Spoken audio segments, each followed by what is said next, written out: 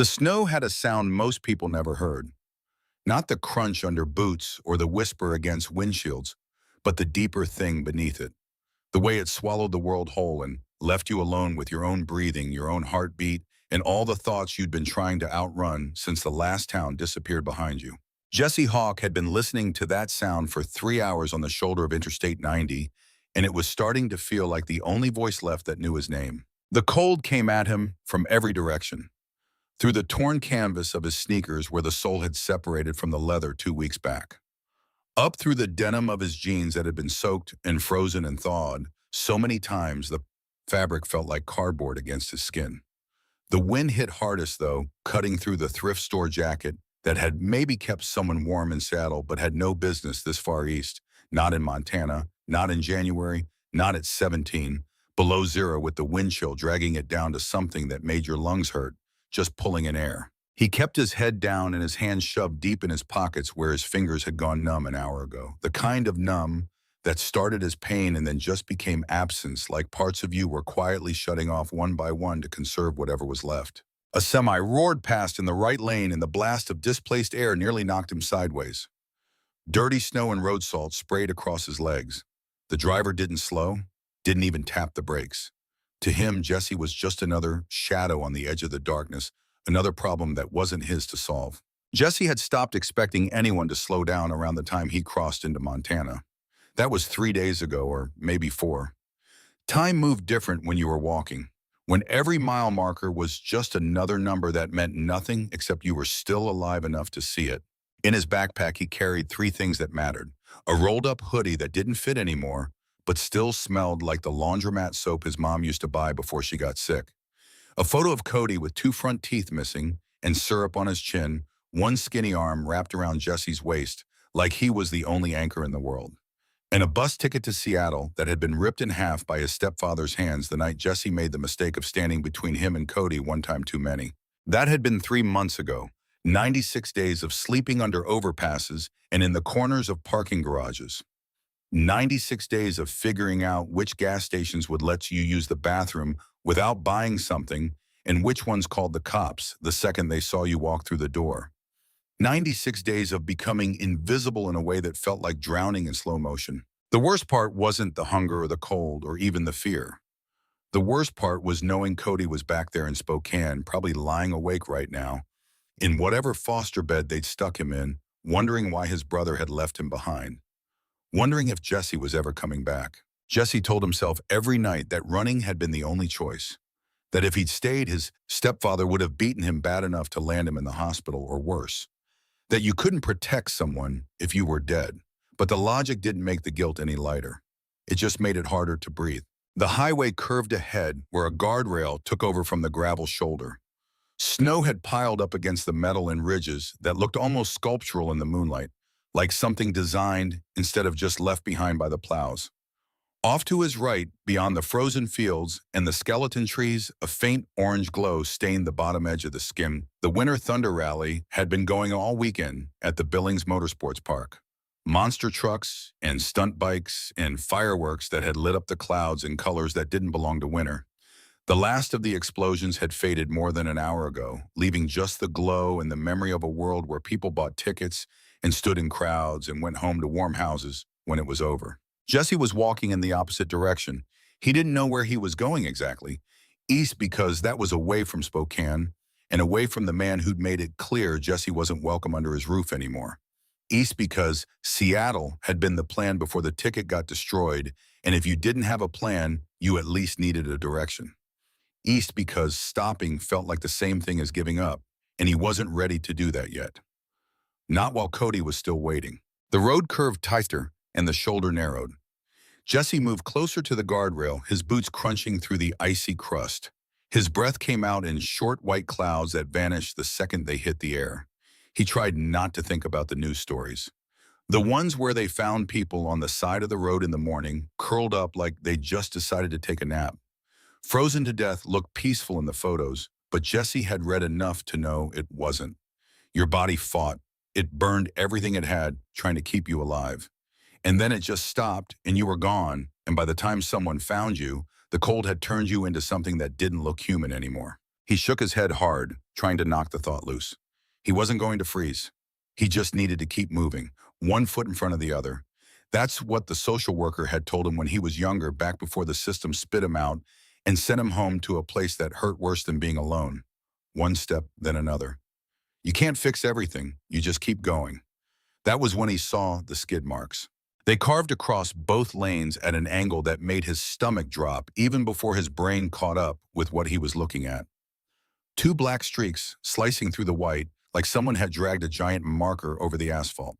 They started near the center line and curved hard toward the shoulder, ending at the guardrail, where the metal was bent outward in a shape that looked like violence, like something had hit it hard enough to scream. Jesse stopped walking, his breath caught in his chest. Car wrecks meant cops. Cops meant questions. Questions meant names and addresses and parents, and he didn't have good answers for any of those. Every instinct that had kept him alive for 3 months started shouting at once. Keep walking. This isn't your problem. Nobody knows you're here. Nobody's going to blame you for not stopping. He dropped his gaze to his boots and forced himself to take another step. Then another. The skid marks disappeared behind him. The bent guardrail faded into the darkness. He made it maybe 20 steps before he heard it. Not the wind, not a truck, not the distant hum from the rally. A sound ripped up from the dark beyond the guardrail, torn by the gusts, but still undeniably human. Raw and broken and fighting its way through a throat that sounded full of blood. A groan. Jesse froze like someone had grabbed the back of his jacket. For a second, he just stood there with his eyes squeezed shut, heart hammering against his ribs. Maybe it was the wind playing tricks. Maybe it was ice cracking or metal settling.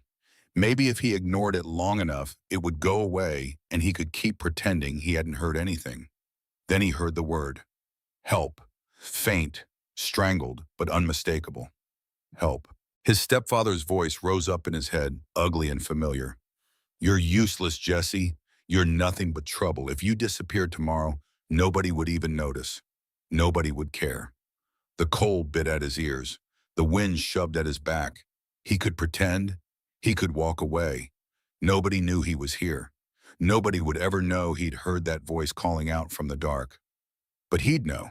And Cody would know somehow, the way little brothers always knew when you broke a promise, even if you never said it out loud. Jesse turned and walked back to the guardrail. The metal was freezing under his hands when he gripped it and leaned over. The embankment dropped away steep and white-studded with rocks and scrub brush that poked through the snow like broken bones. At first, all he saw was more white. Then his eyes adjusted, and he found the shape that didn't belong.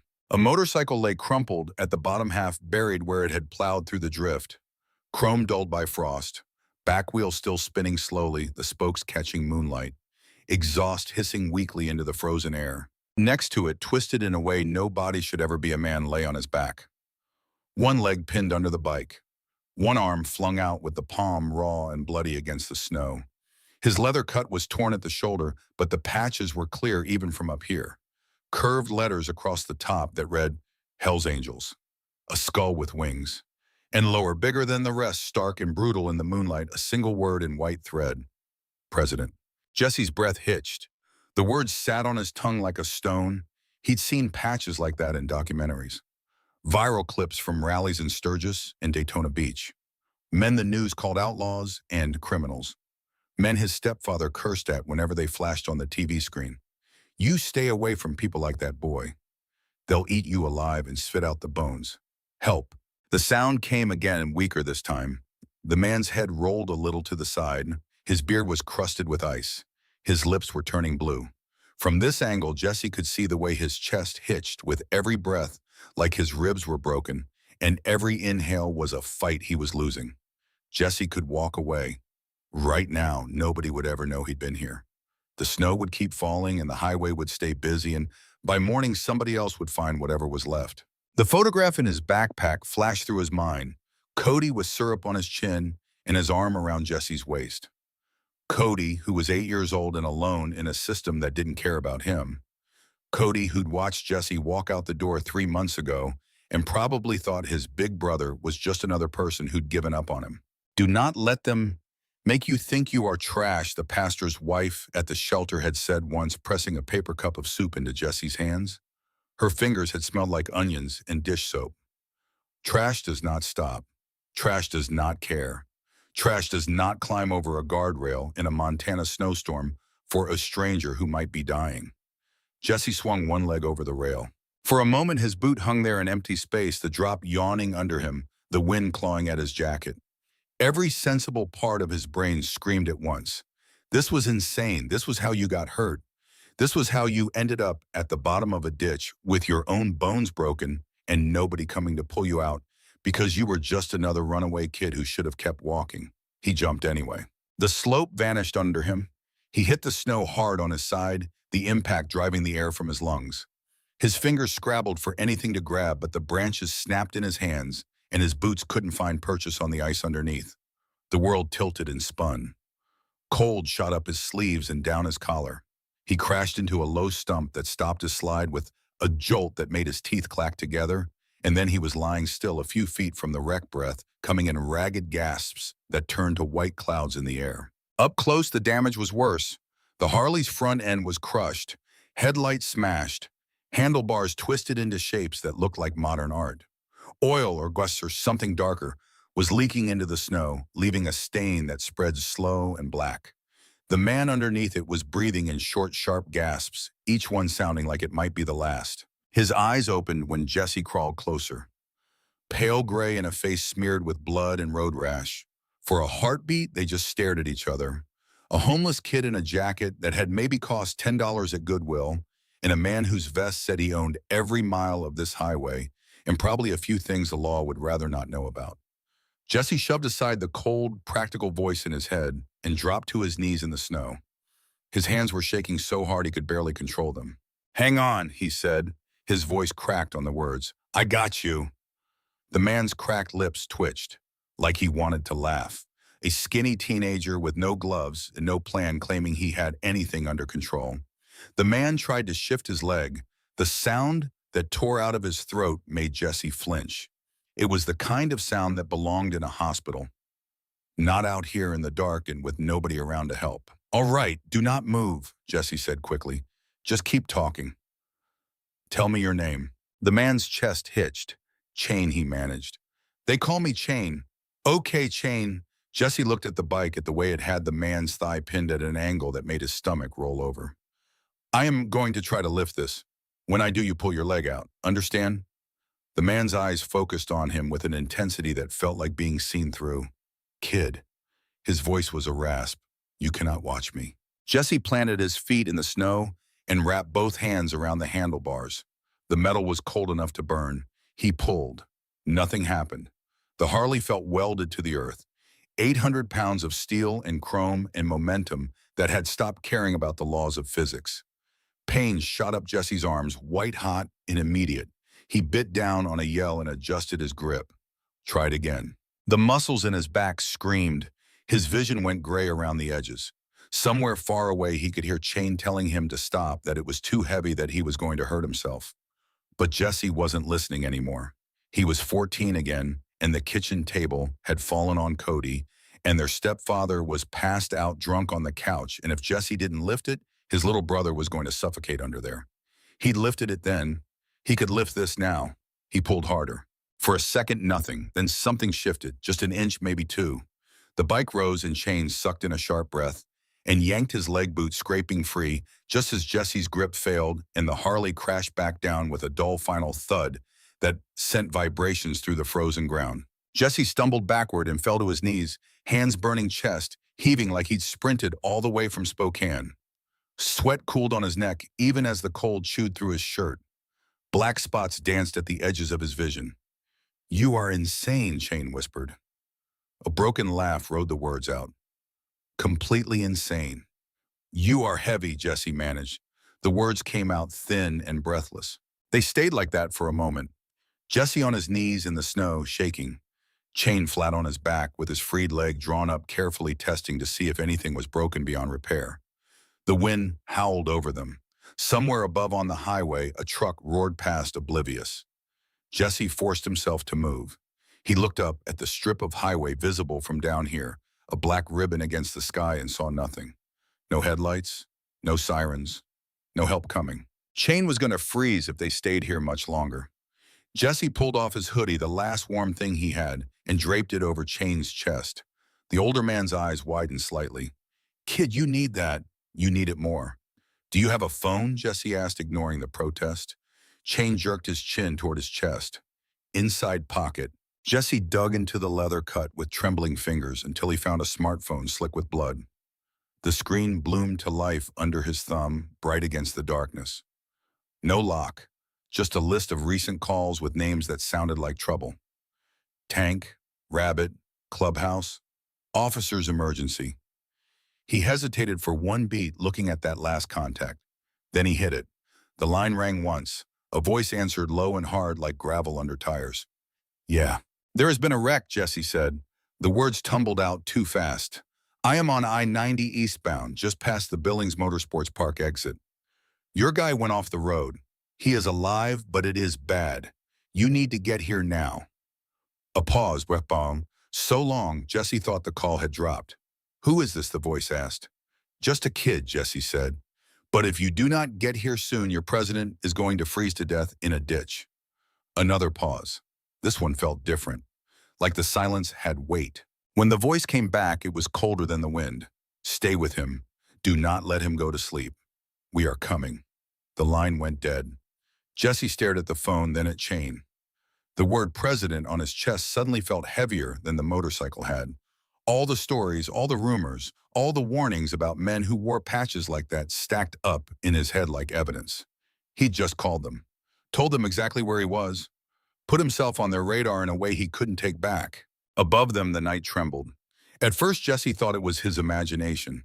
Then he heard it for real, a low, distant rumble rolling across the dark, too steady to be thunder, too layered to be a single engine.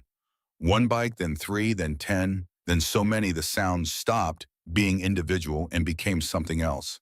A growl that climbed into his chest and shook his ribs from the inside. Jesse looked up at the strip of highway visible through the gap in the guardrail.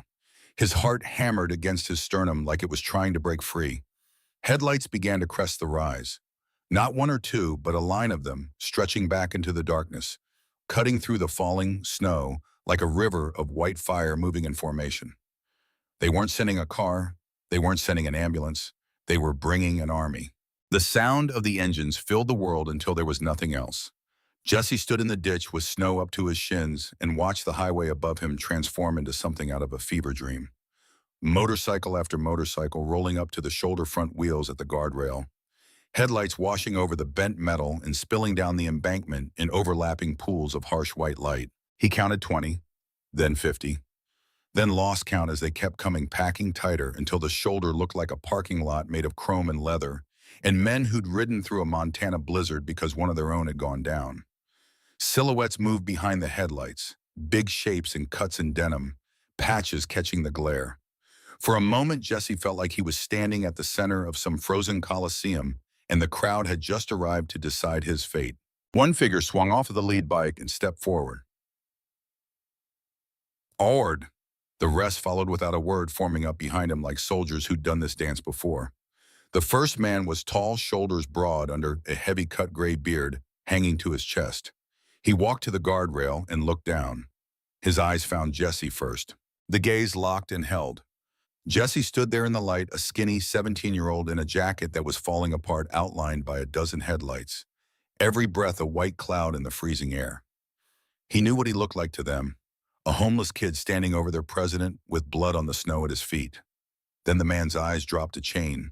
His face changed in an instant. The hard lines snapped into something raw. Shock and fury and fear all at once. That is him, someone shouted from the line. That is Chain. Everything moved at once. Bikers flowed toward the guardrail, like water finding the path of least resistance. Some vaulted over the edge and slid down toward the wreck with more control than Jesse had managed. Others stayed up top, forming a perimeter, hands on phones. One was already calling for an ambulance, voice sharp and commanding. Another snapped open what looked like a field med kit. Jesse staggered backward as two men reached Chain. The one with a patch that read Doc dropped to his knees and immediately started checking breathing and pulse, hands moving with the efficiency of someone who'd done triage in worse conditions. The other braced Chain's neck, stabilizing him. What happened? Doc barked.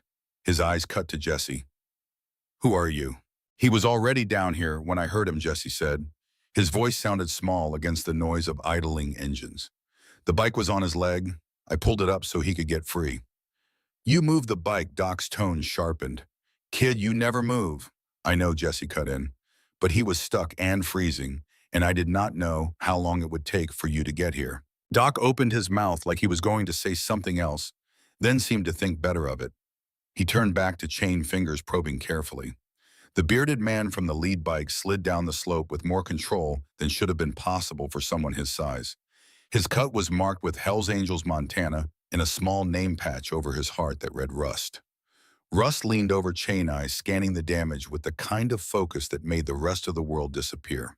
Brother, he said. His voice was steady despite everything. Stay with me. We are here now. Chain's eyelids flickered. His gaze found Rust, then slid sideways to Jesse. Even half-conscious and broken, there was something in those eyes. Recognition, maybe. Or just exhaustion so deep it looked like acceptance. Kid Chain whispered. The word cost him. Told you they would come. His head rolled to the side. Is he? Jesse started. He is fighting, Doc cut in. Still breathing. Pulse is weak but steady. We need to get him warm and stable before we move him. Rust finally turned to Jesse. Up close, his face was all lines and old scars, the kind you got from living hard and not apologizing for it. His eyes were a pale brown that looked almost gold in the wash of headlights. You the one who called it in? Rust asked. Jesse nodded. His legs felt like they might give out. Name. Jesse Hawk. Something flickered in Rust's eyes at the last name. A spark of recognition or surprise or both. But before he could say anything, red and blue lights painted the snow. The wail of a siren cut through the engine noise. Ambulance, someone shouted from up top. Make a path. The bikers moved with military precision. Those on the slope pressed back against the embankment. Those up top created a corridor from the guardrail to where the ambulance was pulling onto the shoulder. Two EMTs grabbed a stretcher and started down Boots, finding purchase where Jesse had slipped and fallen. They worked fast. Collar around Chain's neck, legs stabilized, backboard underneath him with movements so practiced they looked choreographed. Chain was strapped down and lifted four men carrying him up the slope, while Doc walked alongside, calling out vitals that Jesse didn't understand but sounded bad. Jesse pressed himself against the frozen dirt, trying to disappear. One of the EMTs glanced at him as they passed. You all right, son? I am fine. There was no time to argue. Chain was carried up to the road and loaded into the ambulance with an efficiency that came from too much experience with moments like this. The doors slammed, the siren kicked back on, and then the ambulance was pulling away, lights flashing, leaving behind a silence that felt louder than all the engines combined. Jesse stood at the bottom of the ditch in the sudden quiet. The idling motorcycles were still there but muted now. Bikers were scattered along the shoulder and down the slope, some on phones, some just standing with their hands in their pockets, breath smoking in the cold. Every single one of them was looking at him. Russ climbed back up to the road and held out a hand. Come on. Jesse stared at it. The hand was scarred and grease-stained nails, short palm calloused, in a way that said this was a man who worked with his hands and didn't apologize for it. I can just, Jesse started. I will just go. Stay if you want, Russ said. His tone was flat. But cops will be here in about 3 minutes. You look how you look. They are going to have questions you probably do not want to answer while standing in a ditch. That logic cut through the fog. Jesse grabbed Russ's wrist and was hauled up onto the shoulder with a strength that made it look easy. His boots hit the asphalt, and he stood there dripping melted snow, shivering so hard his teeth clicked together. The line of motorcycles stretched farther than he'd thought. Not just 20 or 50, more like 100, maybe more, packed along the shoulder and spilling into the emergency lane, every single rider in a cut. Every cut showing patches Jesse didn't understand but knew meant something. Every set of eyes tracking him. This him, someone asked from the crowd. This is the kid who called it in, Russ said. His voice carried. The one who pulled the bike off Chain. The attention sharpened. Jesse felt measured and weighed, judged by men who'd built their entire lives around loyalty and brotherhood, and codes he didn't know the first thing about. A taller man stepped forward. Hair pulled back in a ponytail, tattoos creeping up his neck and under his cut. His patches read, Hell's Angels on top, Montana on the bottom. His eyes were dark and flat. You from around here, he asked. No, you running from something. Jesse's throat closed up. Russ lifted a hand before Jesse could answer. Leave it, Russ said. Not now. The tall man held Jesse's gaze for another beat, then nodded once and stepped back. But the question hung in the air. Jesse could feel it pressing against him from all sides. Who was he? Why was he out here? What had he done to end up walking alone on a frozen highway in the middle of the night? Up the road, new lights appeared. A Montana highway patrol cruiser rolled up, slow tires crunching on the salt and gravel. The trooper climbed out, hand resting casual on his belt, eyes scanning the wall of motorcycles, and the lone teenager standing in the middle of it all. Evening, the trooper said. His voice was neutral, professional. We got a call about a motorcycle down. Ambulance already took him. Rust answered. He nodded toward the wreck below. Your radio should have the details. The trooper's gaze slid to Jesse. His eyes took in the torn jacket, the soaked jeans, the way Jesse was shaking despite trying to hold still. And Jesse felt trapped between law and leather. Both dangerous, just in different ways. He is the one who found Chain, Russ said before Jesse could answer. Climbed down there, pulled the bike off him, called us. Kid saved his life. The trooper raised his eyebrows. That right, Jesse managed a nod. You got somewhere warm to go tonight, son. Jesse thought about the overpass he'd been heading toward. The shelter in Billings that might have a bed if he got there before they locked the doors. The locked door back in Spokane that had a man behind it who'd made it clear Jesse was never welcome again. No, he said quietly. The trooper sighed. All right, I need a statement. After that, we will figure something out. He can give his statement at the hospital, Russ said. The tone wasn't aggressive, but it wasn't a suggestion either. Our brother is in surgery. Kid should be there. The trooper studied Russ for a long moment.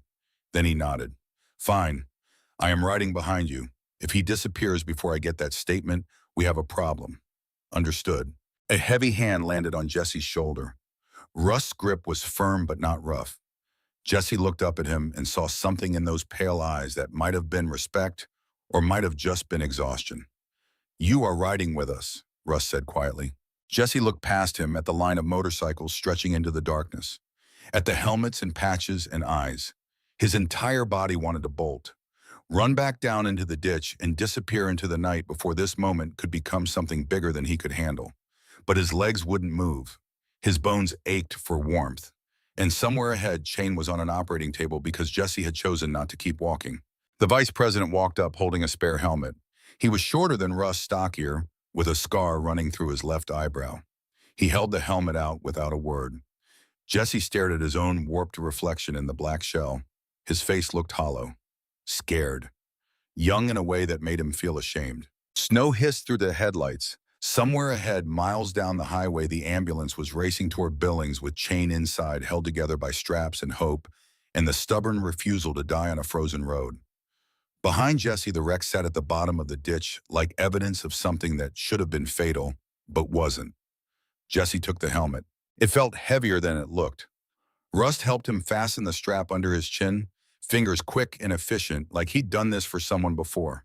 For a son maybe, or a younger brother, or just another lost soul who'd ended up in the orbit of men who rode together because the world made more sense that way. Come on, Russ said. He led Jesse to a matte black Harley near the front of the formation. The engine rumbled like a living thing, vibration humming through the frame and into the asphalt. Jesse stood next to it with no idea what he was supposed to do. He'd never been on a motorcycle before. Never been this close to one outside of parking lots and gas stations where he'd watched them from a distance and thought they looked like freedom on two wheels. Swing your leg over, Russ said. Sit tight to me. Hold on to my waist or the bar behind you, but do not let go. If you feel like you are going to fall, squeeze tighter. Do not try to balance yourself. The bike does that. Understand? Jesse nodded. He climbed onto the back seat and immediately felt wrong, like he was perched on something that was going to buck him off the second they started moving. His hands hovered in the air, unsure. Rust reached back, grabbed Jesse's wrist, and pulled it around his waist. There, you fall off, kid, and it will not be the cold that kills you. The words should have been scary, but they landed more like a promise. Like Rust was saying, I will not let you fall without having to spell it out. The trooper climbed into his cruiser and flashed his lights once. Ready. Rust raised 2 fingers in a small signal. Down the line engines revved in sequence. The sound rolled through the formation like a wave building on itself until the air vibrated with it. Jesse's chest buzzed. His ribs felt like they might shake loose. Then they moved. The first jolt nearly yanked Jesse backward, but his arms locked tight around Rust's waist. The bike surged onto I-90 tires, chewing through slush cold air, slapping Jesse's exposed neck where the helmet didn't quite cover. Wind tore at his jacket, found every gap, every hole turned him into something that felt more frozen than human. But for the first time in 3 months, Jesse wasn't alone. The convoy moved like a single organism. Taillights stretched ahead in an unbroken line of red. Every time a truck appeared, they shifted to let it pass, then stitched themselves back together. The trooper stayed behind them, lights off now, just another set of headlights in the flow of late night's traffic. But Jesse could feel him there, a reminder that this wasn't over, that questions were coming and there were no good answers waiting on the other side. Highway lamps flicked past overhead, throwing the pack in and out of shadow. Jesse watched them blur together, tried not to think about Chain on the operating table, tried not to think about what happened next after the statement, after the hospital, after this strange moment ended, and he was back on the side of the road with his thumb out and his feet freezing. Tried not to think about the way Rust's eyes had changed when Jesse said his last name. Hawk. Like it meant something, like it was a word Rust had heard before in a context that mattered. Jesse tightened his grip and watched the road unspool beneath him. The city lights of Billings began to bloom on the horizon, a low cluster of orange and white against the dark. They peeled off toward the hospital exit, the pack following like they'd practiced this route before. Maybe they had. Maybe nights like this were common enough that they knew every turn, every shortcut, every way to get from the highway to the emergency room without wasting a second. At the first red light, cars in the other lanes stared openly. Some raised phones to record. Jesse caught a glimpse of his own reflection in a passing storefront window. A thin kid clinging to the back of a bike he had no business being on, swallowed by leather and chrome, and a story he didn't understand yet. The light turned green and they rolled forward. 2 more turns, and then the hospital rose up ahead, a sprawling complex of concrete and glass lit from within like a ship on a dark sea. They poured into the parking lot like a flood. Engines cut one after another until the sudden quiet made Jesse's ears ring. Rust dismounted first, and Jesse followed, legs, shaky hands numb from gripping so tight. He pulled the helmet off and stood there, dripping melted snow and sweat, breath smoking in the cold. "Helmet off, stay close," Rust said. Jesse handed the helmet over and fell into step behind him. The pack moved toward the emergency room entrance, boots hitting pavement in a rhythm that sounded like a heartbeat. Nobody joked. Nobody lingered. They moved with a tightness around their eyes that said they'd done this before. Lost brothers. Watched them bleed. Waited in rooms that smelled like antiseptic and old coffee while doctors decided if someone was going to make it or not. The automatic doors slid open and they poured inside. The waiting room was small. Too small for the wall of leather and patches that tried to press into it. The nurse at the front desk went pale when she looked up and saw them. Her hand moved toward the phone like she was thinking about calling security. "Sir," she started, "you cannot all be in here." Russ lifted both hands, palms out. Non-threatening. "We know. We just want to know where they took our president. We will wait wherever you tell us." The nurse hesitated. Her eyes flicked from the cuts to the trooper now walking in behind them. The trooper gave her a small nod. "He is with them," the trooper said. "They are here for the victim." The word victim hit Jesse in the chest. That's what Chain was now. Not a president, not a leader, just a victim of bad luck and physics and someone who'd maybe cut a brake line hoping for exactly this outcome. "Trauma 3, the nurse said finally. "Surgery prep. You can wait in there, but only a few at a time. We cannot have 50 people blocking the halls." "We will rotate," Russ said. He turned and pointed. You, stay here." He picked 3 men out of the crowd with the kind of authority that said he'd done this before too. "The rest of you take the side hallway. Stay out of everyone's way. No one gives anyone in this building trouble. You hear me?" A low murmur of assent rolled through the group. They moved like water, again splitting into smaller groups, some heading for the hallway, some taking chairs, some just standing with their backs against the walls. Watching, waiting. Russ hooked a finger at Jesse. "You too." The trooper caught Jesse's arm before he could follow. "Statement," he reminded gently. Rust's jaw flexed. He gets 5 minutes, then the kid talks to you. The trooper nodded. They stepped into a smaller room just off the main waiting area, a space with plastic chairs and a vending machine humming in the corner, and a TV mounted on the wall playing some muted late-night talk show. The noise from the ER faded behind the door. It was just Jesse and Rust and Doc and a couple of senior members whose names Jesse didn't know yet. "You did good out there," Doc said. He sat across from Jesse, arms on his knees, eyes tired but sharp. "That leg would have been crushed to pulp if you had not lifted that bike." "I think I did it wrong," Jesse said quietly. "You said not to move it." Doc shrugged one shoulder. "In a perfect world, we do not touch anything until a spine board shows up. In this world, he bleeds out alone in a ditch if you do not. I will take broken over dead any day." The words sank in, slow and numb. Jesse hadn't thought about it like that. He'd just reacted, seen someone trapped and done the only thing he could think to do. But hearing it spelled out like that, hearing that Chain might have died without him, made something in his chest crack open. Rust watched him for a long moment, like he was trying to decide how much to say. "Jesse Hawk Rust," said finally. "That your full name?" "Yes." "Where are you from?" "Washington, Spokane area." Rust's eyes narrowed. "Your old man's name." Jesse's fingers tightened on the edge of his chair. He thought about lying, about giving a fake name and walking out of here as soon as the cops were done with him. But something in Rust's gaze made it feel pointless, like this man had already put the pieces together and was just waiting to see if Jesse would confirm it. "Thane," Jesse said. "Thane Hawk." Rust leaned back like he'd been hit. A low curse slipped out before he could stop it. "I knew it," he muttered. Doc glanced between them. "You sure Rust could be a coincidence?" "Look at him," Rust shot back. "Same eyes, same build, same goddamn stubborn jaw. Chain does not forget faces, and he sure as hell does not forget debts." Jesse's stomach nodded. "What are you talking about?" Rust rubbed a hand over his face. When he looked at Jesse again, there was something in his expression that might have been guilt or grief or just exhaustion. "Your father saved Chain's life," Rust said. "Years ago, outside a bar in Tacoma. Took a bullet meant for him. Went down bleeding. Could have stayed, could have patched in with us. Instead, he made us disappear him." Disappear him. The phrase felt wrong. Heavy. "Why?" Jesse asked. His voice came out smaller than he meant it to. "Because the man who pulled the trigger had friends in places with badges," Rust said. "And because your old man had a wife and a baby at home who would have paid for his patch with their lives. So he walked away. Left us owing him more than we could ever pay." The room went too quiet. Jesse could hear his own pulse hammering in his ears.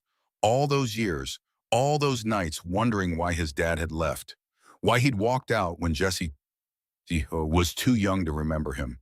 And now this stranger was telling him Thane Hawk had stepped into a gunfight to save someone and then vanished to keep his family safe. "You are saying," Jesse began slowly, "that Chain knows who I am?" Rust nodded once. He recognized the name in the ditch. "I guarantee you that. Might not have had the words for it yet through all that pain, but he knows." Jesse's skin prickled. "So what does that mean for me?" Before Rust could answer, the door opened. The trooper stepped in, hat in one hand, a small notepad in the other. "Time," he said. Rust stood. "He is not running." "Did not say he was the trooper," replied. He sat down opposite Jesse and clicked his pen. "All right, Jesse, just tell me what you saw." Jesse recounted it, from the skid marks to the guardrail, the sound of help cutting through the wind, the jump down the slope, the weight of the bike, the phone call. His voice sounded far away as he spoke, like it belonged to someone else, someone braver or stupider, or both. The trooper wrote it all down, asked a few clarifying questions, then closed the notepad. "You did the right thing calling it in," he said. "A lot of folks would have kept walking." Jesse didn't know what to do with that. It didn't feel like praise. It felt like an observation, a statement of fact about a world where most people chose not to see. "You got any charges?" the trooper added. "Warrants. Any reason I should be dragging you downtown?" "Number 'em." "All right then. For now, you are free to go where they take you. If we need you for anything else, we will find you." That last sentence landed like a weight on Jesse's chest. "We will find you." Not a threat exactly, just a reminder that he'd been seen, recorded, put into a system that didn't forget. The trooper left.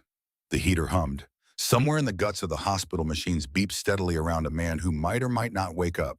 Russ dropped back into his chair. Here's the thing, kid. Whether you like it or not, you are in this now. In what? Jesse asked. The blood Russ said simply, your father saved our president once. Tonight you did it again. That is not nothing in our world. I did not do it for anything, Jesse said. I just heard someone calling for help. That is why it matters, Russ said. He leaned forward, elbows on his knees. Because once the next door opens, there will not be an easy way back out.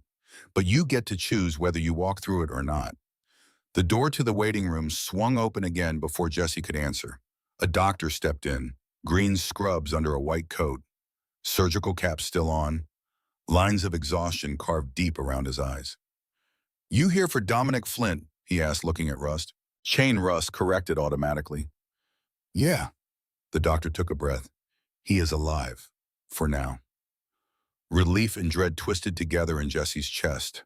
The words hung in the air between them, heavy with everything they didn't say. Alive but barely. Alive but maybe not for long. Alive but the next few hours would decide if that stayed true. We repaired what we could, the doctor continued. His leg was a mess, but we managed to save it. The head trauma is the concern now. He is in a coma. Could be hours, could be days, could be longer. Can we see him? Rust asked. One at a time, the doctor said. Immediate family first. Rust hesitated. His eyes cut to Jesse for just a second, something unspoken passing through his expression. He has no blood here. The doctor frowned. Then who are all of you? Family, Rust said quietly. The kind you choose. The doctor looked like he wanted to argue, but exhaustion won out. He just nodded. One at a time. 5 minutes each, and he needs rest more than he needs visitors, so make it count. Russ stood and turned to Jesse. The weight of his gaze made Jesse's breath catch. You go in first, Russ said. Jesse blinked. Me? You pulled him out of that snow. You go in before I do. A dozen pairs of eyes followed Jesse as he stood on unsteady legs and walked past them into the hallway. Past the nurses who tried not to stare at the kid in the torn jacket. Past the security guards who'd positioned themselves near the waiting room, just in case. His sneakers squeaked on the polished floor, and the sound felt too loud, like everyone in the building could hear him coming. The doctor led him down a corridor that smelled sharper, colder somehow. They stopped outside a door with a number and a warning sign about hand sanitizer. The doctor pushed it open without ceremony. 5 minutes, he said. Then he walked away. Jesse stepped inside. The machines hummed softly. A monitor ticked out a slow rhythm that sounded too fragile to be keeping someone alive. Chain lay in the bedskin, pale against the white sheets, beard cleaned of blood but still matted. Tubes and wires snaked into his arms and under the blankets. His leg was wrapped thick, elevated on pillows. An oxygen line ran under his nose. His chest rose and fell in shallow movements that looked like they cost something every time. Jesse stopped just inside the door. The man looked smaller here, stripped of the noise and the fury and the weight of all those brothers who'd ridden through a blizzard because he'd gone down. Just a body held together by stitches and plastic tubes and stubborn refusal to quit. He felt Rust's presence behind him in the doorway, solid and unmoving. Say something, Rust murmured, even if he cannot hear it. Jesse swallowed. His throat felt tight. He stepped closer to the bed, fingers twitching at his sides. Hey, he said quietly. It is Jesse, the stupid kid who did not keep walking. A weak laugh that wasn't really a laugh caught in his chest. He looked at Chain's face, at the lines carved by years of wind and sun, and choices that probably hadn't all been good ones. At hands that were scarred and calloused in ways that said he'd worked for everything he had. You owe my family, they say, Jesse whispered. But now I guess I owe you too. Because if you die after I pulled you out of that ditch, I am going to feel like I did not try hard enough. The words felt inadequate, too small for what was happening here, but they were all he had. Somewhere outside the door, boots thudded on tile. Voices rose and fell. The world beyond this room kept turning, full of engines and questions, and men who'd built their lives around loyalty to each other. Jesse stood at the edge of it, staring at the slow blink of the heart monitor. Chain's fingers twitched. For a second, Jesse thought he'd imagined it, some trick of exhaustion and fear playing games with his eyes. But then it happened again, a tiny movement against the white sheet, like his hand was trying to remember how to be a fist. The heart monitor kept its slow, steady rhythm, Chain's eyelids fluttered. Not much, just enough to show a sliver of gray between the lashes. The doctor had said coma, had said days, maybe weeks. But something in the room had shifted, like someone had opened a door a crack and light was trying to force its way through. Chain Rust said quietly from the doorway, "It is Rust. You are in Billings, General. You made it off that highway." For a long moment, nothing changed. Then Chain's mouth moved. The words came out sticky and soft, barely loud enough to hear over the machines. "Cold. You are inside," Rust said, stepping closer. "You are warm." Chain's gaze drifted unfocused toward the ceiling, then slid sideways like it was searching for something. It landed on Jesse and stopped. The gray eyes sharpened just enough to focus. Kid Chain breathed. "You are still here." "Yeah," Jesse managed. "You are hard to walk away from." A small rasp that might have been a laugh scraped out of Chain's chest. "Could have left me," he said. The words came slow, each one an effort. Did not. His eyes closed again for a moment, then opened a little wider. Just enough for something like recognition to burn there. "Hawk," Chain whispered. Russ glanced at Jesse, then back at Chain. "He knows." Chain's fingers twitched again, reaching, searching. Jesse hesitated, then stepped closer and wrapped his hand gently around the older man's. The skin was rough, the grip weak, but deliberate. "You have his hands?" Chain murmured. "Like your old man." "You knew him," Jesse said. It wasn't a question anymore. Chain's eyes glistened in the harsh hospital light. "Saved my life. Took a bullet. Walked away so trouble would not follow his kid home." Jesse's chest cracked open around the words. All those years of thinking his father was a shadow who'd left because Jesse wasn't worth staying for. All those nights lying awake wondering what he'd done wrong, why he hadn't been enough. And now this man, half broken on a hospital bed, was telling him Thane Hawk had walked away to keep him breathing. "He did not tell me," Jesse managed. Chain's mouth twitched. "Some debts you do not brag about. You just carry them." Silence settled over the room, heavier than the machines. Rust watched them both, and arms folded across his chest, something strange and soft in his eyes that didn't match the scars and the leather. "We owe him," Chain continued. His voice was getting weaker, each word costing more. "Owe you, that is how this works. I did not pull you out of that ditch for a reward," Jesse said quickly. "Good," Chain said, "because what I am offering is not a reward." His hand tightened slightly around Jesse's, surprising strength in that grip. "I got a club that needs to remember what we stand for," he said. "Brothers, family, paying back what we owe. I got enemies who thought they could take me off a road and nobody would answer. And I got a kid named Hawk who jumped a guardrail in a snowstorm when the rest of the world would have walked on." The monitor beeped steadily as he sucked in another breath. "You got somewhere to go after this?" he asked. "Somewhere safe." Jesse thought about the underpasses, the shelter lines that were always full by the time he got there, the motel rooms that cost $40 a night he didn't have, the phone in his pocket that had been shut off 2 months ago for non-payment, the ripped bus ticket that was supposed to have taken him to Seattle, and a future that felt further away now than ever. "No," he said quietly. Chain's jaw clenched like that answer hurt more than any of his injuries. "Then here is what we are going to do," he said. His voice was stronger now, like deciding gave him power. "Rust." "Yeah, brother," Rust answered. "Kid does not spend another night on concrete," Chain said. "You hear me. He gets a room, food, clothes that are not falling apart. Work if he wants it, and anybody who has a problem with that can bring it to me when I wake up proper." Jesse stared at him. "Why?" Chain's eyes sharpened. "Because your father stepped into a fight that was not his and changed my life. And because you just did the same. You think I am going to pretend that did not happen?" Something inside Jesse slid like ice breaking loose in spring. The kind of shift that changed the shape of things you thought were permanent. "We already booked you a room at a motel near the shop," Russ said to Jesse, "before we even knew your last name. 1 week paid. That was for pulling him out of that snow." "You did that?" Jesse asked. Russ shrugged. "Family takes care of people who take care of family. That is how we see it." The word family sat in the air between them, unfamiliar and sharp. "What if I do not want to be part of this?" Jesse asked. The question came out before he could stop it. Chain's gaze didn't waver. "Then you take the room, the food, the warm clothes, and tomorrow you walk whichever direction you want. Doors open both ways." We are not a prison. He paused, eyes searching Jesse's face. But if you stay, he added quietly, then we do this right. You are not just some stray kid we threw a jacket at and forgot. We teach you how to work, how to stand up when someone tries to throw you in a ditch and leave you there. Jesse felt the words sink in, warmth, work, place that would notice if he went missing. The idea tasted dangerous like hope, and hope was the thing that hurt worse when it got taken away. Rust's phone buzzed softly. He checked the screen, jaw tightening for a heartbeat, then his face smoothed out. Brake line was cut, Russ said quietly. The boys found it while they pulled your bike into the bay. Clean slice, not a rock, not a bad part. Someone meant for you to hit that rail. Shane closed his eyes. When he opened them again, they were colder than the Montana night Jesse had just walked out of, I figured, he said. Who, Rust asked. Shane hesitated, then shook his head once, not in front of him. Jesse stiffened.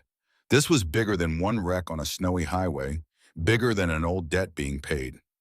Someone had wanted this man dead badly enough to sabotage his bike on the night of a big rally, knowing he'd be alone on the road afterward, knowing the curve was coming, knowing the guardrail was there. There was a car, Jesse blurted out. Before you all got there, Russ's head snapped toward him. What car? Black truck, Jesse said. No plates on the front.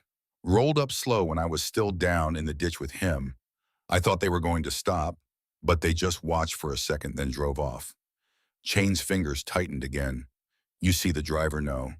But I saw the phone. They filmed us. Russ cursed under his breath. That video will be online by morning. Kid in the snow with our president under a bike, whole pack rolling up. Whoever cut that line will be watching the comments. And whoever cut that line, Chain added quietly, will realize Jesse Hawk is not just some random homeless kid. He is Thane's son, which means he is a loose end. Fear clawed at Jesse's chest, but something else rose with it. Anger. He'd spent his whole life being treated like a problem, like a mistake someone wished would disappear. His stepfather had beaten that message into him over and over until Jesse started believing it himself. And now strangers he'd never met had tried to erase him without even knowing his name just because he'd been in the wrong place at the wrong time. What do we do? Jesse asked. Chain's gaze slid to Rust. First, we keep him alive. No more walking highways alone. You get him set up at the motel, then at the shop. No details on the internet. No full name outside this room. Rust nodded, and then Chain's voice dropped lower. We find out who cut that line. Quiet. Careful. We do not give them the war they are hoping for. We give them something worse. Jesse didn't know what worse meant in this world, but the way both men's faces hardened told him whoever was on the other end of that brake line wasn't going to sleep easy. The doctor reappeared in the doorway, expression firm. Time, he needs rest. Chain's eyes found Jesse one more time. You got options, kid. Most people on that highway do not. You can take the help, lay low, figure your life out, or you can walk back into that snow and pretend none of this happened. Can I ask something? Jesse said. Chain nodded barely. If I stay, does that mean I am one of you? Not overnight, Russ said. This is not a jacket we throw on someone because we feel bad. It takes time, work, trust. But it means we do not let anyone hurt you without answering. It means you are not alone by default anymore. Chain squeezed Jesse's hand again. It means when someone leaves you in the snow, kid, there will be bikes on that highway before your body ever gets cold. The image hit Jesse hard. Not because of the engines or the jackets, but because of the simple promise inside it. Someone would come. Someone would notice. Someone would care enough to show up. He thought of Cody, 8 years old, standing barefoot in their kitchen doorway the night Jesse left, whispering, "Do not freeze out there, idiot." He pictured a future where he could call his brother from a number that was his, in a place that was his, and tell him he was okay, that he had people watching his back. I do not know how to be part of something like this, Jesse admitted. Russ's mouth twitched. We will teach you. You just start by showing up and not lying to our faces. Jesse looked at Chain, at Rust, at the tubes and wires, and the patched leather hanging on the chair by the bed, at the faint grease stains ground into Rust's knuckles, the hospital band cutting across Chain's wrist, the quiet hum of a world much bigger than anything he had ever known. Okay, he said finally, I will stay. For now. Chain's eyes closed, but a smile ghosted across his mouth. Good. Hate owing ghosts. Rust's hand tightened once on Jesse's shoulder, then let go. Come on, let him rest. Tomorrow we get you some real food and boots that do not leak. They stepped out into the hall. The door clicked softly shut behind them. The pack was still in the waiting room, quieter now. Some were praying, some scrolling through phones, some just staring at the floor with the kind of exhaustion that came from too many nights like this. Too many brothers who'd gone down and not come back up. Heads turned as Jesse and Rust emerged. Well, Doc asked. He knows, Rust said simply, and he is not dead. A ripple of breath moved through the men, the kind of exhale people hold for hours when they're too afraid to let it out early. Relief mixed with exhaustion, mixed with something that might have been gratitude aimed at the skinny kid in the torn jacket who'd refused to keep walking. Rust jerked his chin toward the exit. Let us get you to that room. Jesse followed him down the hallway past vending machines and bulletin boards and tired nurses who looked like they'd been on shift too long. As the automatic doors slid open and the night air hit his face, he looked out at the line of motorcycles in the lot. Silent now, chrome glinting under the streetlights. Russ pulled a leather jacket from his saddlebag and draped it over Jesse's shoulders without ceremony. It was too big, smelled like engine oil and cold air, and something that might have been safety if safety had a scent. Jesse touched the edge with his fingertips, not tracing the patches, just feeling the stitches. He'd stepped into their story on a frozen strip of I-90, thinking he was just helping a stranger in the snow.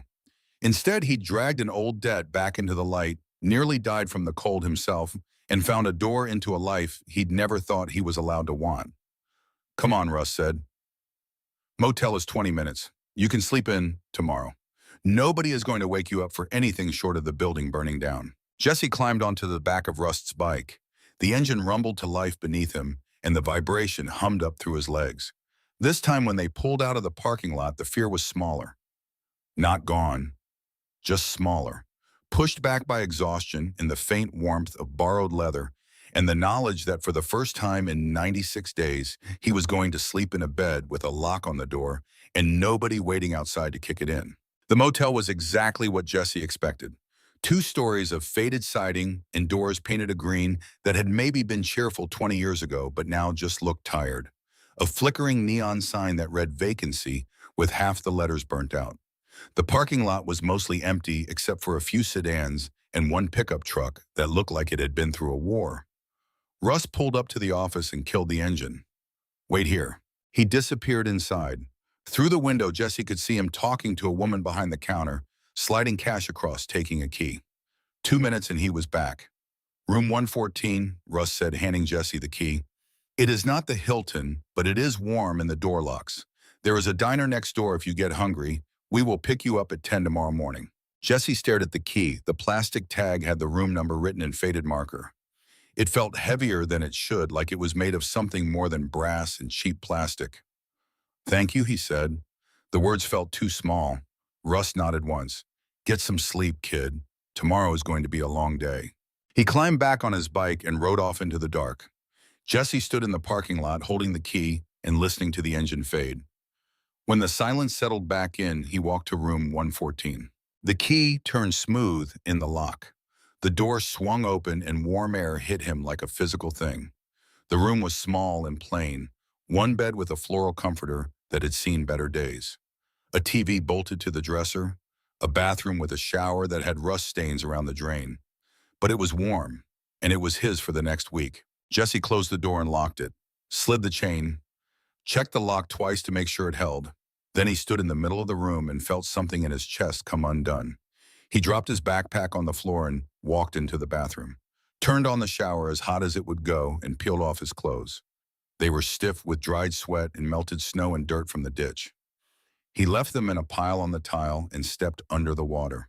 It was the first real shower he'd had in 3 weeks, the kind where you could stand under the spray until the hot water ran out and not worry about someone pounding on the door telling you to hurry up.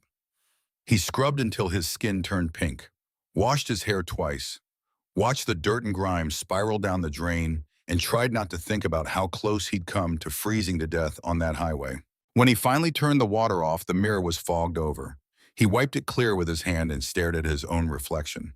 Hollow cheeks, dark circles under his eyes, a bruise on his jaw from where he'd hit the stump sliding down the embankment.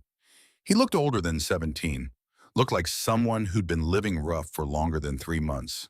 But he was alive, and for tonight at least he was warm. He wrapped himself in a towel and walked back into the room, dug through his backpack until he found the photo of Cody.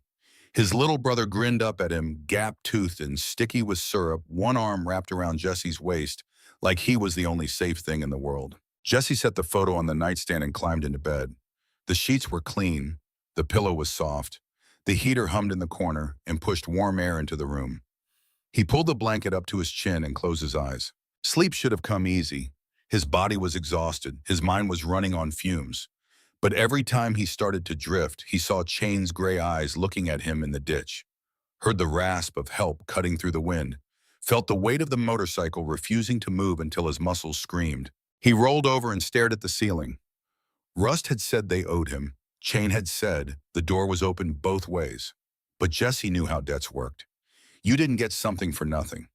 And men who wore patches like the ones he'd seen tonight didn't hand out kindness without expecting something in return eventually.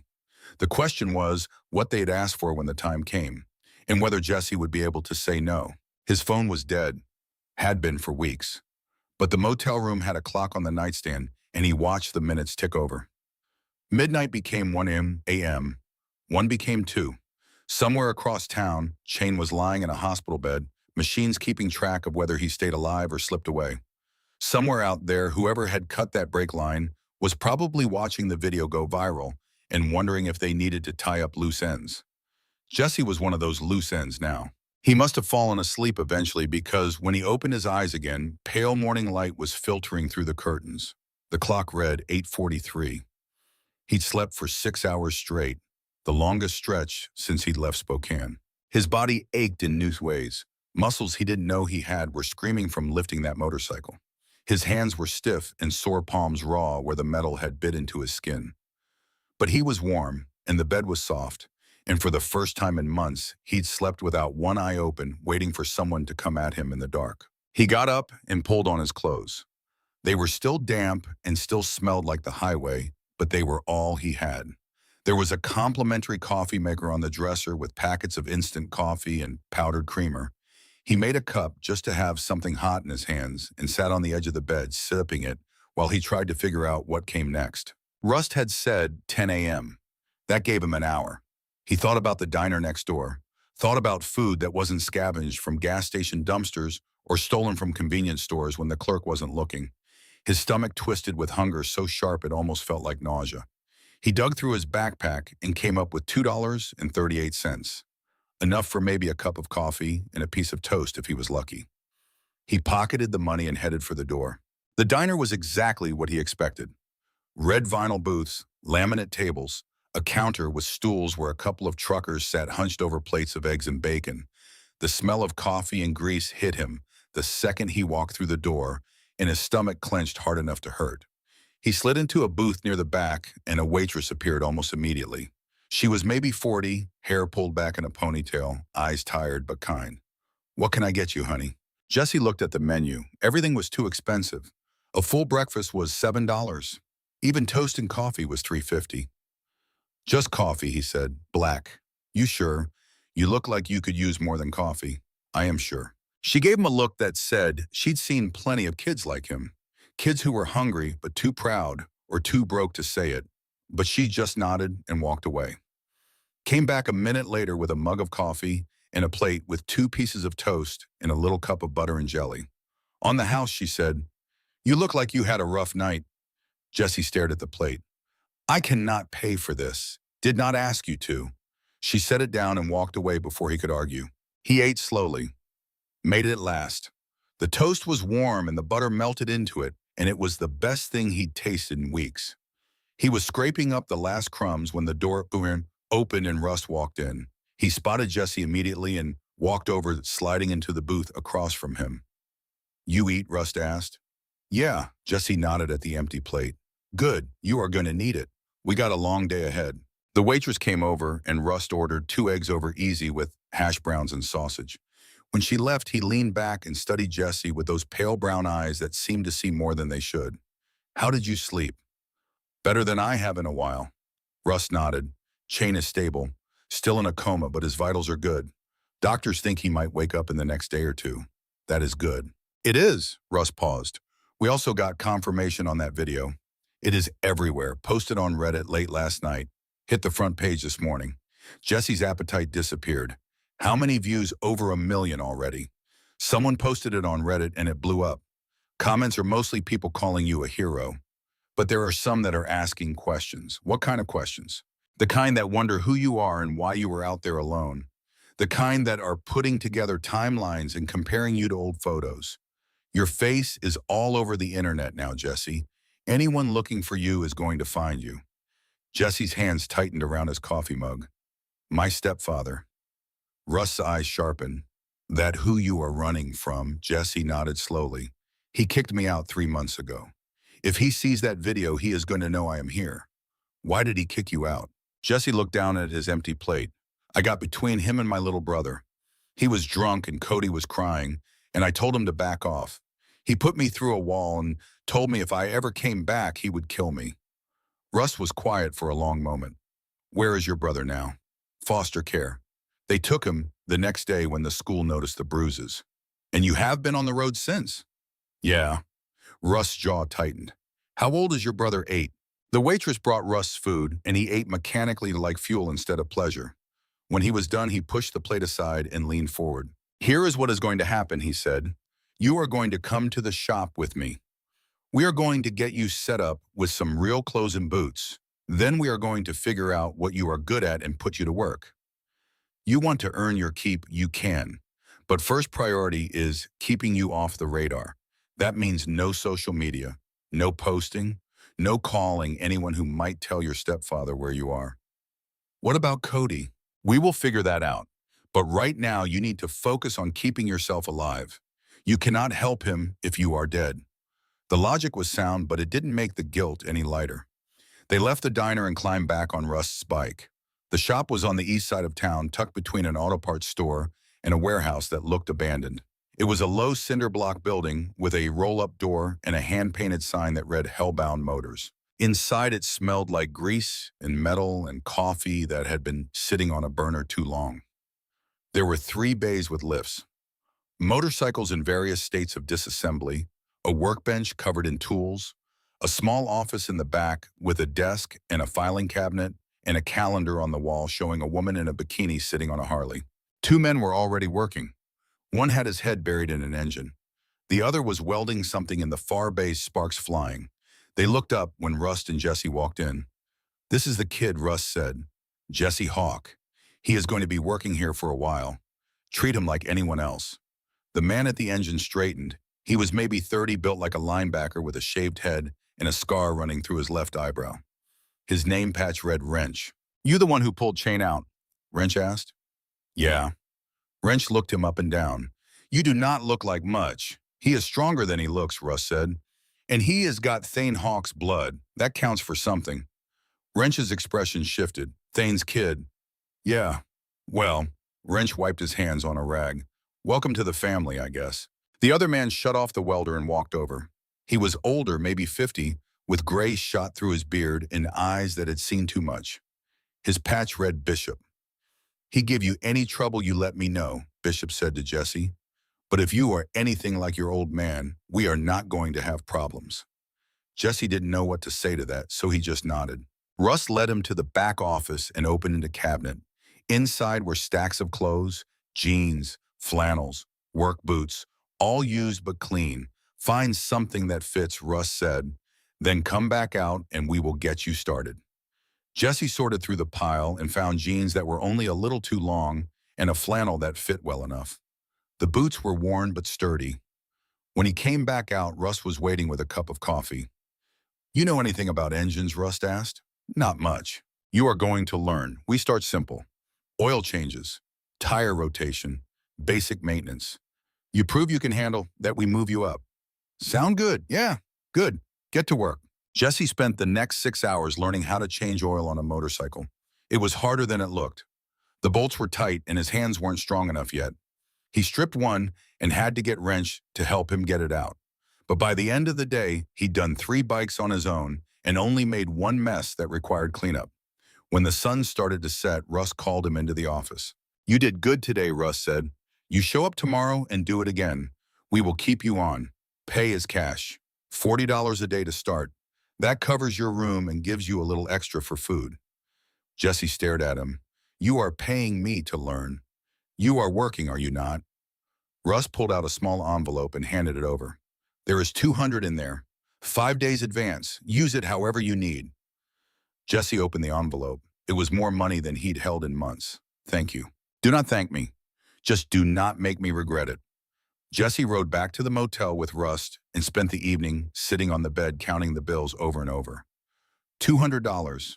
Enough for food, enough for a phone card, enough to call the foster home in Spokane and ask about Cody without having to beg someone to borrow their phone. He walked to the gas station on the corner and bought a prepaid phone and a $30 card, sat on the curb outside and activated it with shaking hands. Then he dialed the number he'd memorized months ago. It rang 4 times. A woman answered. Cascade House. Hi, I am calling about Cody Hawk. I am his brother. I just wanted to check on him. A pause. Hold on. The line went quiet. Jesse's heart hammered. Then a small voice came through the speaker. Hello? Jesse's throat closed up. Cody. Jesse, the word came out as a shout. Where are you? I have been waiting and waiting, and you did not call. And I thought I am okay, Jesse managed. I am sorry I have not called. I did not have a phone. But I am okay. Are you okay? I am fine. Foster mom is nice. But I miss you. When are you coming back? I am working on it, buddy, Jesse said carefully. Every day, I promise. They talked for 10 more minutes. Cody told him about school and his foster mom's cat and the kid next door who let him play video games. Jesse told him about Montana and the snow and Rust in the shop. He left out the parts about freezing and nearly dying and the man in the hospital who knew their father. When they hung up, Jesse sat on the curb for a long time staring at the phone. Cody's voice had sounded smaller than he remembered. Younger. Like the 3 months had stretched longer for him than they had for Jesse. He walked back to the motel and lay on the bed staring at the ceiling. Tomorrow he'd go back to the shop, learn more about engines, earn another $40, start building something that looked like a life instead of just survival. But tonight he let himself feel the weight of the promise he'd made. Not to come back tomorrow or next week, but to build something real. Something that would last. He fell asleep with the photo of Cody on the nightstand and the phone clutched in his hand, and for the first time in 96 days, he dreamed about something other than cold and hunger and running. 2 weeks passed in a rhythm Jesse had never known before. Up at 7, shower, coffee at the diner, where the waitress whose name he learned was Linda always slipped him extra toast. Ride with Russ to the shop. Work until 6. Back to the motel. Call Cody. Sleep. Repeat. The work was hard, but it was honest. His hands stopped being soft and started building calluses. He learned the difference between a socket wrench and a torque wrench. Learned how to read a service manual. Learned that Bishop had been a Marine and Wrench had done time for assault, but nobody talked about it. Learned that the shop was legitimate, that they fixed bikes for anyone who walked through the door, that the Hells Angels connection was just family business, kept separate from the work. On the 15th day, Russ found him in the second bay replacing spark plugs on a Sportster. Chain is awake, Russ said without preamble. Asking for you. Jesse's hand stilled on the wrench. When about an hour ago, doctors say he is doing better than expected. Still weak but coherent. He wants to talk to you before anyone else. They drove to the hospital in silence. Jesse's stomach twisted tighter with every mile. He didn't know what Chain wanted, didn't know if this was about gratitude or something else, something bigger.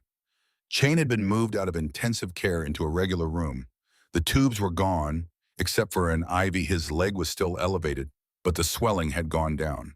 He was sitting up slightly when they walked in, eyes closed, face still pale but no longer gray. Those eyes opened when Jesse stepped through the door, sharp, focused, alive in a way they hadn't been that first night. Kid, Chain said. His voice was rough but stronger than Jesse expected. Come here. Jesse walked to the bedside. Russ stayed near the door, arms crossed, watching. You look better, Jesse said. I feel like I got hit by a truck, but I am breathing. Chain's gaze moved over Jesse, taking in the new clothes the cleaner looked the way he'd filled out slightly with regular meals. You look better too. Russ treating you right? Yeah, he has been good to me. Good. Change shifted, slightly wincing. I have been thinking a lot while I was under. About your father, about what happened 18 years ago, about what happens next. Jesse waited. Your father did not just save my life that night, Shane continued. He saved my future. I had a daughter on the way. Didn't know it yet, but she was already there. If I had died outside that bar, she would have grown up without a father. Your dad gave her a chance to know me, gave me a chance to walk her down the aisle someday. He paused, swallowing hard. I tried to find him. 5 years ago when I heard about the accident, wanted to thank him proper. Tell him what his choice meant, but the trail was cold, and I gave up too easy. Then you show up out of nowhere in a snowstorm and save me all over again. That is not coincidence, kid. That is the universe settling accounts. I just did what anyone should do, Jesse said quietly. But most people don't. Chain's eyes held his. That is the problem with the world. Everyone walks by. Everyone pretends they do not see. You saw and you climbed down into that ditch knowing it might cost you. That is Thane Hawk's son. That is the blood you come from. The words settled over Jesse like a weight. So here is my question, Chain said. What do you want? Not what I want. Not what Rust wants. What does Jesse Hawk want out of life? Jesse thought about Cody, about the promise he'd made, about the photo on his nightstand and the phone calls that were never long enough. I want my brother back, Jesse said. I want Cody to not grow up in the system like I did. I want to be his family again, properly. Chain nodded slowly. That is a good want, an honest want. How old are you, 17? You know what you need to make that happen? Jesse shook his head. You need to be legally emancipated, Chain said. You need a job that shows stable income. You need housing that passes inspection. And you need a lawyer who knows how to navigate family court. All of that takes time and money and connections you do not have. He paused. But I do. Jesse's breath caught. I talked to my lawyer this morning, Chain continued. Good man, expensive but good. He says we can start the emancipation process immediately. You are 17, you have been self-sufficient for months. You have documented proof your stepfather was abusive. The judge will likely grant it within 60 days. 60 days, Jesse repeated. After that, you are legally an adult, can sign leases, open bank accounts, file for custody. That process takes longer, maybe a year, maybe two, but it is a path forward instead of just survival. Jesse felt something crack open in his chest. A year, 2 years. It felt like forever and nothing at the same time. What do I owe you for this? Jesse asked. Chain smiled faintly. You already paid it, kid. You paid it when you gave me your last warm thing in a ditch. You paid it when you lifted a bike you had no business being able to lift. The debt is squared. This is just family helping family. I am not family, Russ spoke from the doorway. You are Thane's boy. That makes you family whether you wear a patch or not. Jesse looked between them, at Chain in the hospital bed, at Russ leaning against the wall, at the scars and the leather, in the history he was only beginning to understand. Why are you doing this? Jesse asked. Because your father did not have to step in front of that bullet, Chain said. He could have walked away. Let me die, gone home to his wife and his baby, and lived his life without our world ever touching him. But he didn't. He chose to be the kind of man who runs toward trouble instead of away from it, and you did the same. That matters to us. That is the only thing that matters. The lawyer's name was Marcus Brennan. He showed up at the shop 3 days later with a briefcase and a handshake that felt like a test. He was maybe 50 gray at the Temple suit that probably cost more than Jesse had made in his entire life. Jesse Hawk, Brennan said, I've been looking at your case. I think we have a strong argument for emancipation. Your stepfather's documented abuse, your demonstrated ability to support yourself, your current employment and housing situation. The judge is going to want to see that you are serious about this. I am serious. Good. Brennan pulled out a stack of papers. I need you to fill these out. Be honest. Do not embellish. The truth is compelling enough. Jesse spent the next hour answering questions about his life, where he'd been, why he'd left, how his stepfather had hurt him and Cody. It felt like reopening wounds that had barely scabbed over, but he pushed through. When it was done, Brennan collected the papers and stood. "I will file this tomorrow," he said. "Hearings should be scheduled within 3 weeks. In the meantime, keep working. Keep showing up. Build the paper trail that shows you are stable." "What about Cody?" Jesse asked. "When can I see him?" "Not until after emancipation," Brennan said. "If you try to contact him outside of phone calls, it could hurt your case. The state will see it as interference. I know that is hard, but you need to be patient." Jesse nodded, but inside something twisted. More waiting. More time where Cody thought he'd been forgotten. After Brennan left, Jesse went back to work. Spent the afternoon rotating tires and trying not to think about the fact that his entire future was now in the hands of a judge he'd never met. That night, he called Cody like always.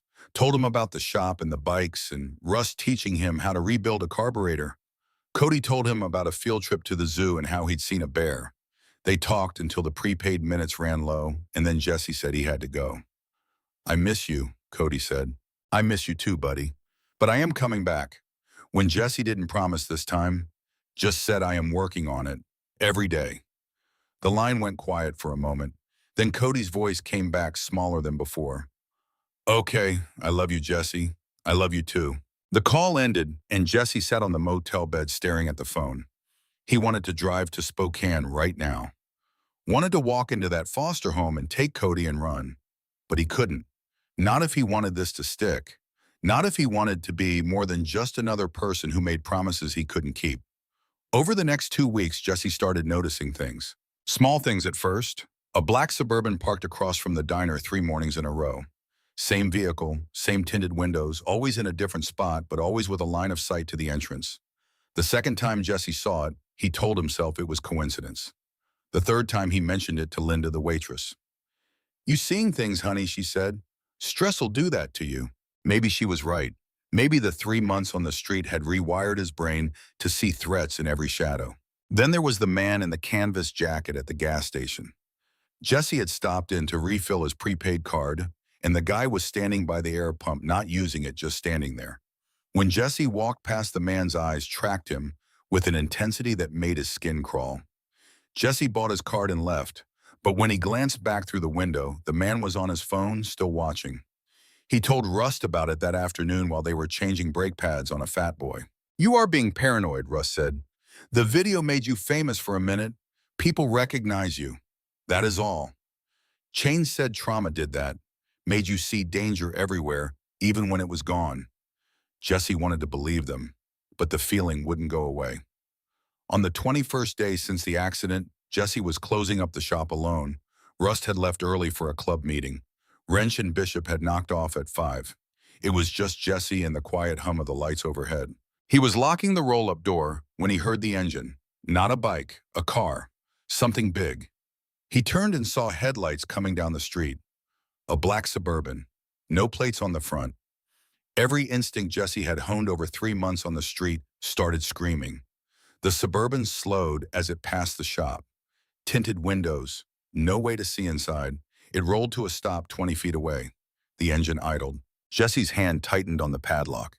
He thought about the phone in his pocket, about calling Rust. But there wasn't time. The passenger door opened. A man stepped out, tall, lean, maybe 40, wearing jeans and a canvas jacket, face ordinary in a way that made him hard to describe. The kind of face you'd forget 5 minutes after seeing it.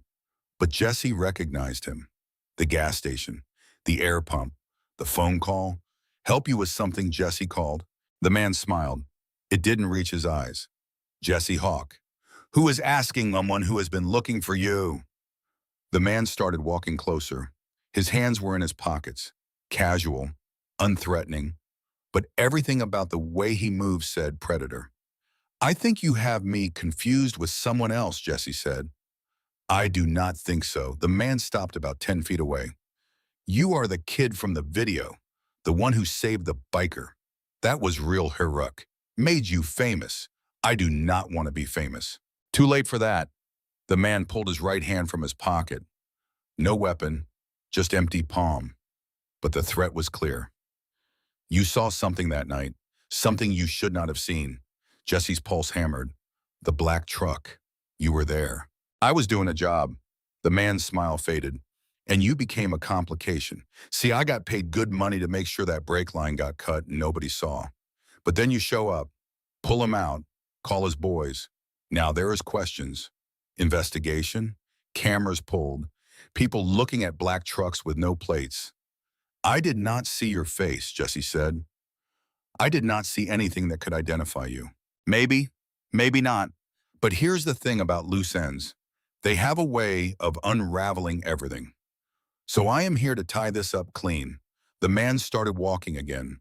Jesse backed toward the door. His hand found the handle, but it was locked from the inside. He'd have to unlock it, get in, lock it again. Too much time. You do not have to do this, Jesse said. I'm not going to tell anyone anything. You already told the cops, told them about the truck. That was a mistake. The man was 5 feet away now, close enough that Jesse could see the pale scar along his jawline, close enough to smell the cigarette smoke on his clothes. Jesse's hand closed around the padlock. Heavy, solid. He swung it without thinking. The metal caught the man across the temple. His head snapped sideways, and he stumbled more surprised than hurt. Jesse ran. He bolted down the side of the building toward the alley behind, heard the man curse and footsteps pounding after him. The alley was dark, dumpsters and pallets and broken glass. Jesse jumped a pile of scrap metal and nearly fell but caught himself on a fence. Behind him, the man was fast. Too fast. Footsteps closing. Jesse grabbed the fence and started climbing. His boots slipped on the chain link, but he forced himself up, reached the top, swung his leg over. A hand closed around his ankle and yanked. Jesse crashed down hard on the other side. Pain exploded up his spine. He rolled and scrambled to his feet. The man was climbing now. Jesse looked around. The alley opened onto a side street. Cars passing, people, witnesses. He ran for it, made it to the sidewalk just as the man dropped down behind him. Jesse didn't look back, just ran. Across the street, between parked cars, horns blared. Someone shouted. Jesse kept running. He knew this part of town, had walked these streets when he first got to Billings. There was a parking garage 2 blocks up, multiple levels, places to hide. He could lose the man in there. His lungs burned. His legs felt like they were made of lead. But he pushed harder, made the turn into the garage. Up the ramp, 2nd level, 3rd, found a corner behind a concrete pillar and pressed himself flat. His breath came in ragged gasps. His heart hammered so hard he thought it might break through his ribs. He listened for footsteps, but all he could hear was the blood rushing in his ears. Minutes passed. 5, 10, nothing. Jesse pulled out his phone with shaking hands, called Rust. It rang twice. Yeah, someone just tried to grab me at the shop. Jesse's voice cracked. The guy from the truck, the one who cut Chain's brake line. He found me. Where are you? Parking garage on 5th, 3rd level. Stay there. Do not move. I am 10 minutes out. Rust hung up. Jesse slid down to sit with his back against the pillar. His whole body was shaking. Adrenaline crash hitting hard. He wrapped his arms around his knees and tried to keep breathing. 8 minutes later, he heard motorcycles. Multiple engines. They roared into the garage and the sound echoed off the concrete like thunder. Jesse stood on legs that felt like water. Rust appeared first, then Wrench, then Bishop, and 4 others Jesse recognized from the hospital. They spread out, checking corners, clearing the level like they were looking for an enemy combatant. Rust reached Jesse and grabbed his shoulders. You hurt, no. I ran. I think I lost him, but I do not know if he is still out there. What did he look like? Jesse described him. The ordinary face, the scar on his jaw, the black Suburban, the canvas jacket. Rust listened with a face that got harder with every detail. That is Slade, Wrench said. Has to be. Ex-military. Works as a cleaner. If someone hired him to cut the line, he is not going to stop until the job is finished. Rust pulled out his phone, called someone. When they answered, he said 2 words, code red. He hung up and looked at Jesse. You are not going back to that motel. You are coming to the clubhouse. We have security there. Cameras, gates. He cannot get to you there. For how long? Until we find him. What if you do not? We will. Rust's tone left no room for argument. Come on. They rode in formation back to the clubhouse. Jesse sat behind Rust and watched the streets blur past and tried not to think about the man's hand on his ankle. about how close he'd come to whatever Slade had planned. The clubhouse was a compound on the north edge of town. Tall fence, security cameras, a main building with a bar and meeting room, living quarters in the back, bikes everywhere. Men moving in and out like this was home base for a small army. Russ led Jesse inside to a back room. Single bed, small window with bars, a lock on the door that worked from the inside. "You are safe here," Russ said. "Nobody gets past the gate without us knowing. Get some rest. We will figure this out." "What about Cody? What about him? If this guy knows who I am, he might know about Cody, might go after him." Russ was quiet for a moment. "I will make some calls. Get word to the foster home. Make sure they know to keep an eye out." "Okay." Jesse nodded. "Thank you." Russ left him alone. Jesse sat on the bed and stared at the wall. His hands were still shaking. He'd come so close. Another 30 seconds and Slade would have had him, would have dragged him into that Suburban and driven somewhere quiet, and Jesse would have just disappeared. No one would have known what happened. Cody would have waited and eventually stopped waiting. Would have thought Jesse was just another person who made promises he couldn't keep. The door opened again. Shane stood there on crutches, legs still in a brace, but upright and moving under his own power. "Heard what happened," Shane said. "You all right?" Jesse shook his head. "I do not know." Shane hobbled over and sat on the edge of the bed, put a lot of weight on his good leg. For a moment, they just sat there in silence. "This is my fault," Shane said finally. "I should have seen this coming. Should have known whoever cut my line would not just walk away. You could not have known he would come after me. I should have. You are the witness, the complication." "Of course he would come after you." Shane rubbed his face with both hands. When he looked up, his eyes were harder than Jesse had seen them. "We are going to find him," Shane said. "Slade thinks he can scare us by coming after you, but all he did was make this personal. He came after one of ours. That does not stand." "I am not one of yours," Jesse said quietly. "You are Thane's son. That makes you ours, whether you like it or not. And more than that, you climbed into a ditch for me when you did not have to. That bought you a seat at this table for life." The words should have felt good, but they just made Jesse more scared. Because being at the table meant being in the line of fire, meant people coming after him because of debts and history and choices that were made before he was even born. "I just want to get my brother back," Jesse said. "That is all I want. I do not want to be part of wars or revenge or any of this. I know." Shane put a hand on Jesse's shoulder. "And we are going to make sure you can do that. But first, we keep you alive. The rest comes after." Jesse wanted to argue, but he was too tired, too scared. He just nodded. Shane stood and hobbled toward the door. "Get some sleep. Tomorrow we start looking for Slade. And when we find him, this ends." The next morning, Jesse woke to voices outside his door. He got dressed and walked out into the main room. 20 men were gathered, some sitting at the bar, some standing in groups. All of them wearing cuts. All of them looking at a map spread across a table. Russ saw him and waved him over. "We have been making calls. Slade has not shown up at any of his usual places. No motel check-ins, no credit card charges. He is either laying low or he left town. Or he is waiting," someone said. Wrench leaned over the map. "He knows we are looking for him now, knows the kid is protected. If he is smart, he will cut his losses and run." "He is not that smart," Shane said from the doorway. "He came after Jesse at the shop. That was sloppy, desperate. He is feeling pressure from whoever hired him." "We still do not know who that is," Russ said. Shane's jaw tightened. "I have an idea, but I need to confirm it before I make accusations." The group broke up. Some left to patrol the streets. Some stayed at the clubhouse. Jesse was told to stay put. Do not leave the compound. Do not go anywhere alone. He felt like a prisoner even though he knew they were trying to help. 3 days passed. Jesse called Cody and lied about where he was, said he was still at the motel, still working at the shop. Cody asked when the emancipation hearing was and if Jesse would be there. "I will be there," Jesse promised. "Nothing is going to stop me." But he didn't know if that was true anymore. Didn't know if he'd even be alive next week if Slade decided to make another move. On the 4th day, Russ got a call. He listened for 30 seconds, then hung up and found Jesse in the back room. "We got him," Russ said. "Slade. He is holed up in a motel on the south side.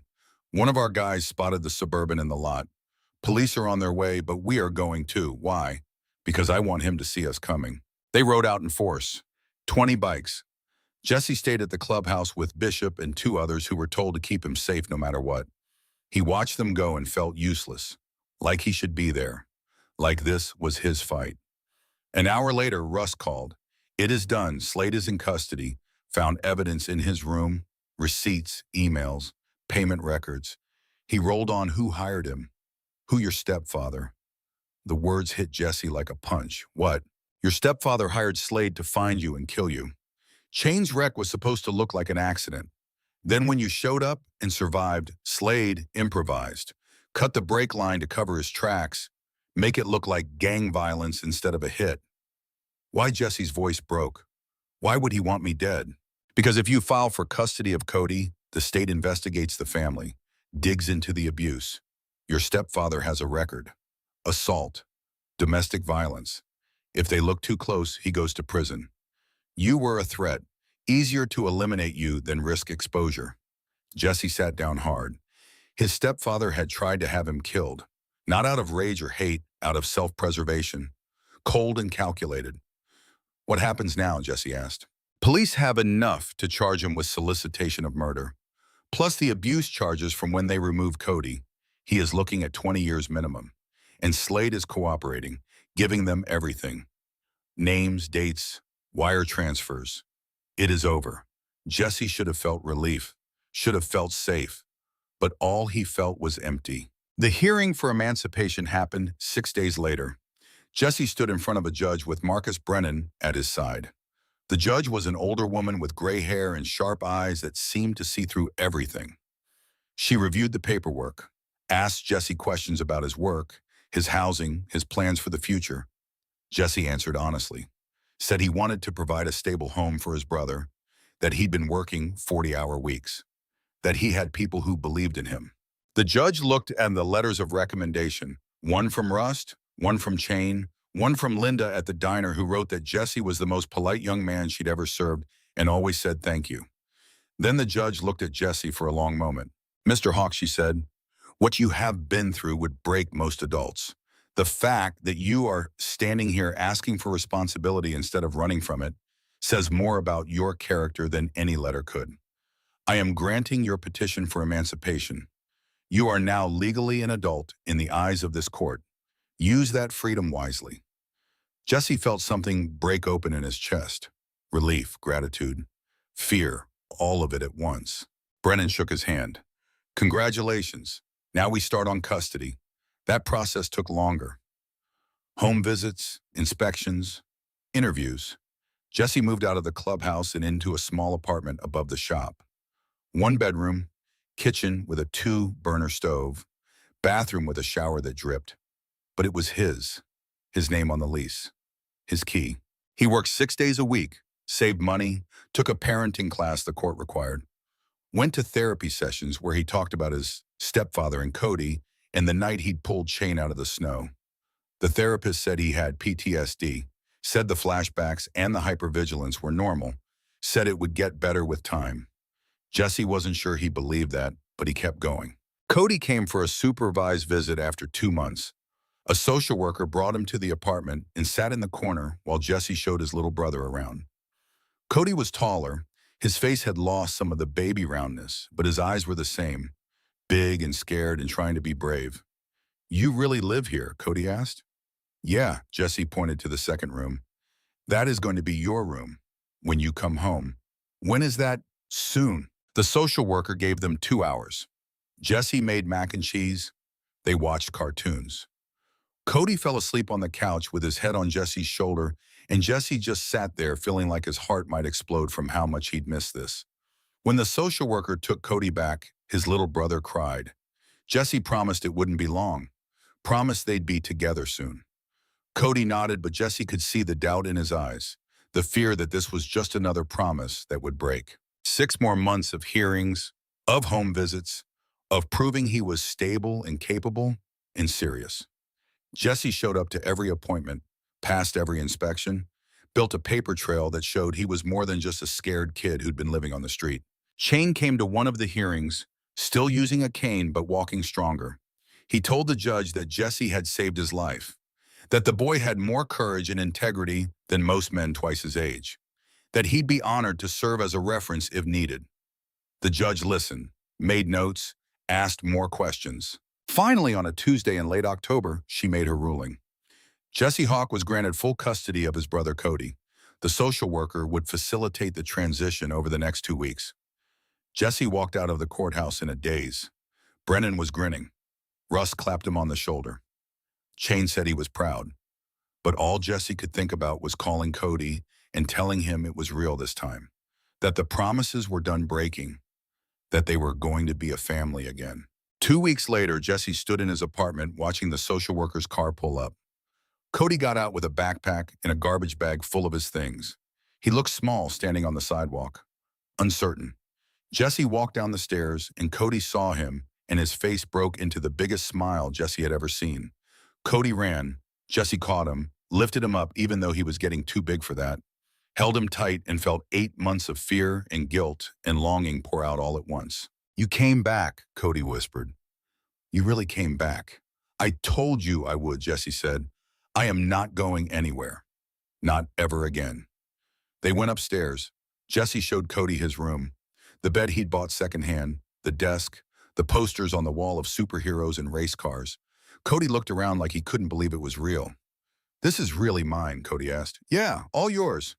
Cody set his backpack down and sat on the bed, bounced a little to test the mattress. Then he looked at Jesse with those big eyes that still held too much fear for an 8-year-old. "What if they take me away again?" "They are not going to." Jesse sat next to him. "I am your legal guardian now. That means I am your family. We are stuck with each other." "Good." Cody leaned against him. "I like being stuck with you." That night, Jesse made spaghetti and they ate at the small table that wobbled, unless you folded a napkin under one leg. Cody told him about school and his friends and the video game he wanted to play. Jesse told him about the shop and Rust and how he was learning to rebuild engines. After dinner, they watched a movie. Cody fell asleep halfway through. Jesse carried him to bed and tucked him in.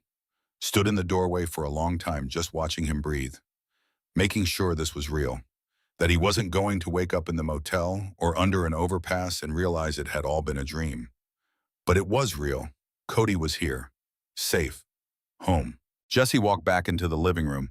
The apartment was quiet except for the hum of the refrigerator. He thought about the night on I-90, about the snow and the cold and the sound of help cutting through the wind, about the choice to climb down instead of walking away. That choice had changed everything, had brought him here, had given him a family he didn't know he needed and a brother he'd thought he'd lost. There was a knock at the door. Jesse looked through the peephole and saw Chain standing there. He opened the door. "Heard today was the day," Chain said. "Wanted to stop by. Make sure you were settling in." "Yeah." Jesse stepped aside. "Come in." Chain limped inside, looked around the small space, nodded approvingly. "It is good. You did good, kid. Thank you. For everything. I would not have been able to do this without you. You would have found a way." Chain sat on the couch. "That is who you are. But I am glad we could help make it easier." Jesse sat in the chair across from him. "Can I ask you something, Shoot? Why did you really do all this? The lawyer, the jump, the protection? It is more than just paying back a debt." Chain was quiet for a moment. When he spoke, his voice was softer than Jesse had ever heard it. "When your father saved me, he gave me a future, a daughter, a life. But he paid for it with his own. He spent 18 years looking over his shoulder, hiding who he was, keeping secrets from his kids. That is a hell of a price." Chain looked at Jesse. "I could not give that back to him, but I could give his son a chance to be more than a ghost, to have a life that did not require hiding, to keep his promises. Your father died protecting what he started. I figured the least I could do was make sure you got to finish it." Jesse felt his throat tighten. "I wish I could have known him." "So do I." Chain stood. "But I knew him, and I see him in you. That is enough." He moved toward the door. Jesse followed. At the threshold, Chain turned back. "You know, you always have a place with us, right? If you ever need anything. Work. Help. A place to belong. The door is always open." "I know. Thank you." Chain nodded. "Take care of that boy in there. He is lucky to have you." Then he was gone. Jesse locked the door and stood in the quiet apartment, checked the lock on the front door one more time, then headed to his own room. On the nightstand was the photo, Cody grinning with syrup on his chin. Jesse picked it up and looked at it. That kid in the picture had been scared and alone and waiting for someone to come back. Jesse had come back, had kept his promise, had done what their father had spent his life trying to do. Protect family, stay alive, be there when it mattered. He set the photo down and lay back on the bed, stared at the ceiling, thought about the snow and the highway and the moment his life had split into before and after. Before he'd heard that voice calling for help, after he'd decided not to walk away. Everything that came after that choice had led here, to this small apartment, to Cody sleeping in the next room, to a future that looked like something other than survival. Jesse fell asleep with Cody's breathing steady in the next room.